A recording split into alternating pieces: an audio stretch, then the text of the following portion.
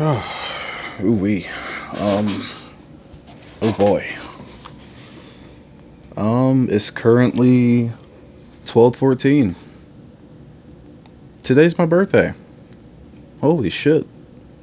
I'm fucking 22 years old. Hi. I'm your host, Grimmfiend, or you can call me Jay. Either one works. Try not to stare at my shiny black nipples. Bunk, bunk, bunk. Bum, bum, bum. I'm playing. Oof. I just had a very interesting conversation with someone. Someone that's dear to me. Throughout like the short span of time that we've gotten to know each other, me and her had we had an argument, but then we made up.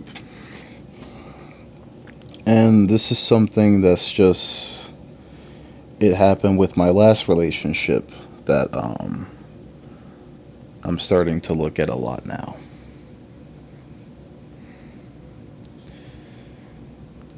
This is going to be a little bit hard for me to talk about because I'm going to have to relive some bits of this. So if I pause up, just know that I'm reliving it. But I'm going to say this with my eyes closed, so I'm sorry if it doesn't look like I'm being very attentive. It just helps me to just say and process this a lot better. Oh shit.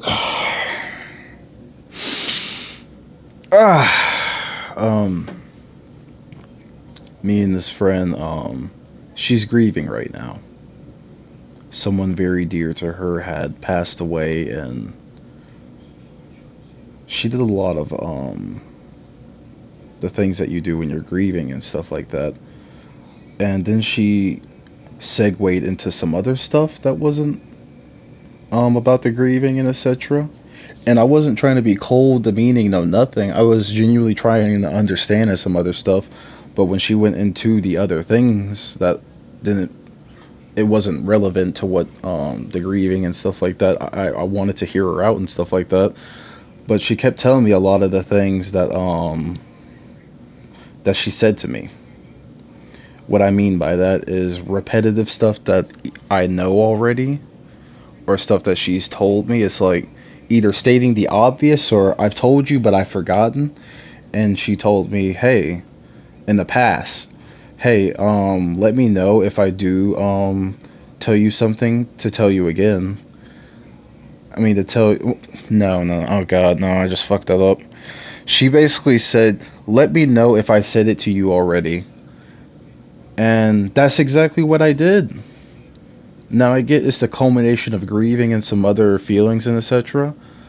And she hated that part about her because I kept saying, hey, you've told me this already. And I was starting to get a little bit annoyed, but I was still trying to understand and hear them out. And I know sometimes if you're really going to be that kind and courteous, you would just sit there and listen to it all over again. But after like the third to fifth time, genuinely, can you blame me for getting annoyed? Can you genuinely blame me for getting annoyed at some point? Not to a dickish degree, but just saying, hey, I know. Or, hey, you've told me before. Like I said, I'm not trying to be mean, no, nothing with it. It's just, you've literally told me before about the fourth time. And then she just started spazzing out on me to a certain degree and just like, you remind me of my flaws, you keep pointing out my flaws, because anytime you tell me that I know, or you're saying I'm repeating it and all that, or I'm annoying you, or you said that I'm annoying, I never called her annoying. I'm going off of her words, which means she is aware. And to her, basically saying that I know a whole lot, or being reminded that you've told someone but you've forgotten multiple times, that they're getting old, or they just feel some type of way, that that's like a bad flaw, and they hate it. And sometimes I can understand you. I'm even going to stretch it as far. I've literally asked her this. I said, do you hate yourself? And she said yes. And I reminded her of some of the things that she hated, but the thing with me is I want to help you work on that so that way you don't hate yourself. That's something that my ex never fucking understood. Then again, she was autistic. That's not. God, I just fucked that up. Honestly, I'm gonna let that one be whatever it is and straighten it up if it does come in a negative manner. Oh, wait. Fuck. Sometimes I say some things without even thinking and just fuck. That's why whenever I say some things, I'm genuinely surprised just the same way with you. And I'm like, oh shit.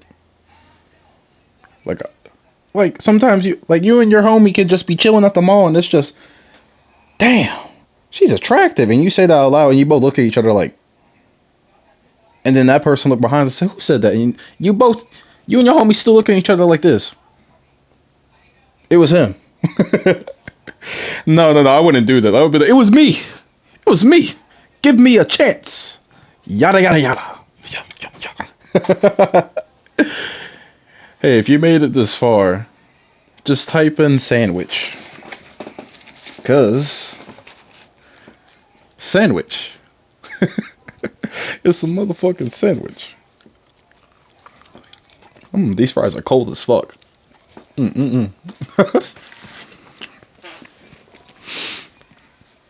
Ooh-wee. That's why, with her, my ex, it felt like I kept nitpicking. I kept doing this and the other third. But the thing is that if I saw something that would become a problem, because we've always been able to communicate. After today, depending on whatever the fuck happens, I'm gonna be dead ass serious whenever I say this. This will be like the last time I talk about her because it's just, that was the longest relationship I've ever had to date. It was someone I had a genuine connection with. It was someone I saw an actual future with and more. And it feels like they pretty much discarded all of that because they hated themselves more than anything. And yes, I fucked up in some regards wildly too. But I felt like it was mainly because I reminded her of the things that she hated when, because of poor communication skills on both of our parts, I tried to tell her essentially, hey, I want to help you work on your flaws and things into something that you're more comfortable with, instead of, you remind me of my flaws, this, that, and the other third, fuck you. You keep judging me. To me, I never judged her, but to her, I understand. And it sucks. But, you know what they say, life goes on. It really does. It's just, I hate that I can't let go of things until I'm able to piece things together, either of my own accord, so that way it's something satisfactory, so that way I can just be able to move on myself, or they tell me something of whatever it is that they're feeling, whatever it is as a whole from them, and then I can just be peaceful and content with that. What I fucking hate is after every relationship that I've been through, like every romantic relationship, at least on my end, after every single romantic relationship, things get a lot better for me. And I'm just sitting like, what the fuck? At first, I'm super duper bummed out and shit like that. And I'm not gonna lie, ooh, that's some shit for another day. God damn.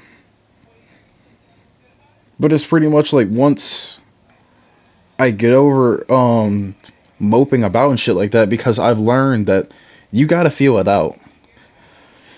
Even if somebody tells you what to do and you end up doing it, it might not be the thing that you want to do, or it might not be the thing that actually works for you. You're the only person that can pretty much find that solution if you choose to seek it out. You know? I'm gonna put another cold fry in my mouth.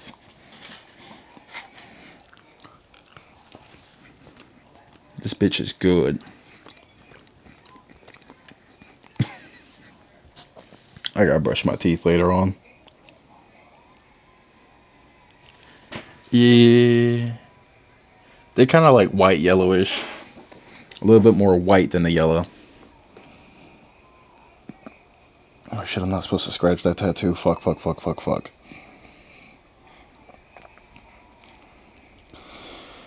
Oh no, I was thinking about getting another tattoo. Because it only took 20 minutes and I have a very high pain tolerance. But that's why I get along better with people who are older.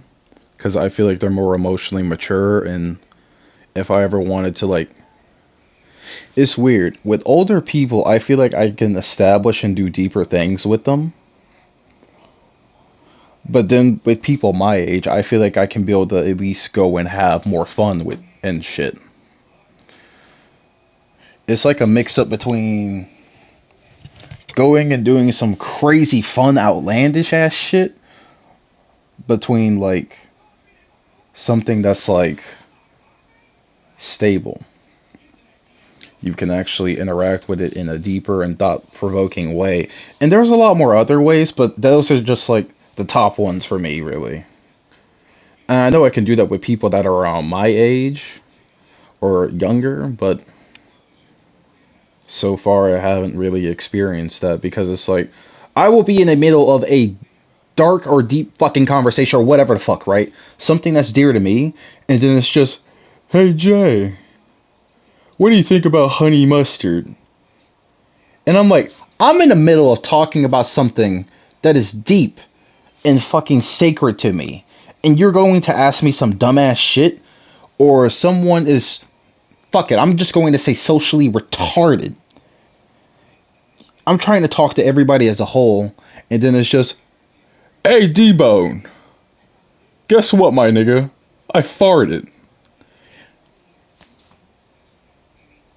And then the nigga D-Bone isn't even laughing at you. It's just, I just want to say, hey man, I'm in the middle of talking. Can you at least wait a little bit? I don't want to be dickish with it, but that's what I'm gonna start doing. Because nobody wants to fucking understand anyone else besides themselves. You have to go out your way for people to learn how to respect this, that, and the other shit. I know that they say that respect is earned and shit like that. But for me, in my case, I do it for everyone because it lets me know immediately who and what I can do what with. I mean, it lets me know who, just fuck, like I said, just who I can do what with. Because you'd be surprised. I love everyone, but I also hate everyone. I love everyone more though, but shit. Shit, I had some in my eye. Fuck. And then to conclude this, because like I said, it's my birthday and I really want to enjoy it. Let's see. Let's kind of end this off with more. Blah, blah, blah. Oh, cool.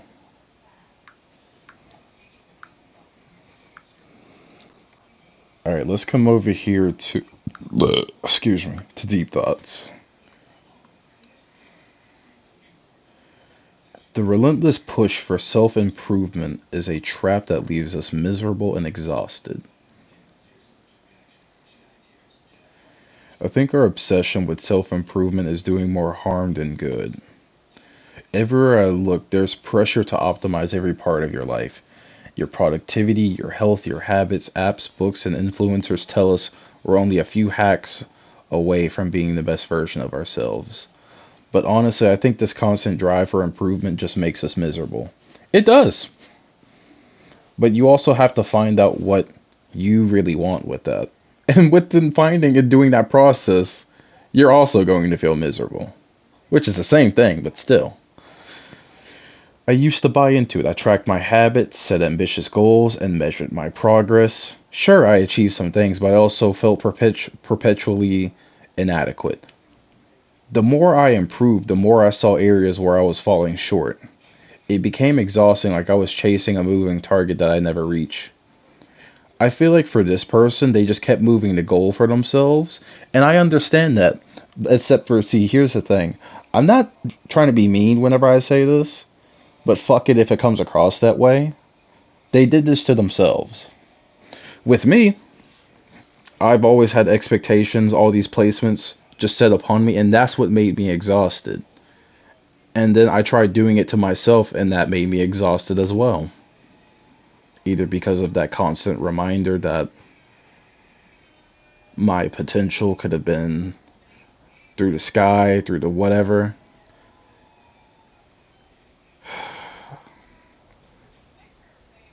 I'm not saying that this person is thinking this. Hopefully they're not because I haven't got done reading it. So let's go. What I mean by that is you're doing it for other people. We say self-improvement whenever some people shadow it or hide it underneath the guise of that when they're really doing it for other people. What's worse is that this obsession isn't even necessary. The pressure to always be better feels like a product of our hustle culture, where being average isn't good enough. But what's wrong with just being okay?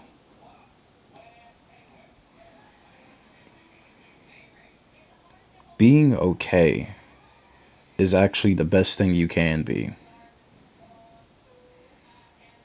in hindsight. But being the best at your best and all that other shit, honestly, that is a great and horrifying feeling.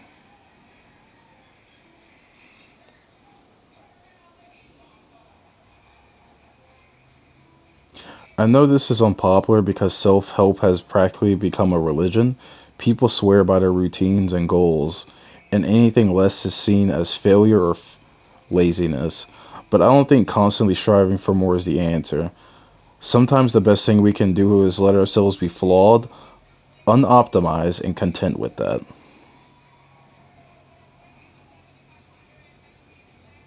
The thing is, people forget to go at their own pace.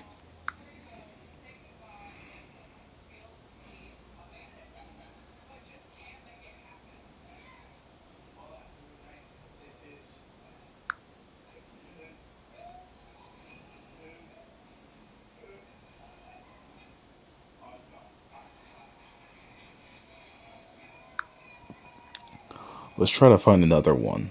And then I'm going to make a separate video for Sean Cousins. I'm going to try to dip myself into the horror field.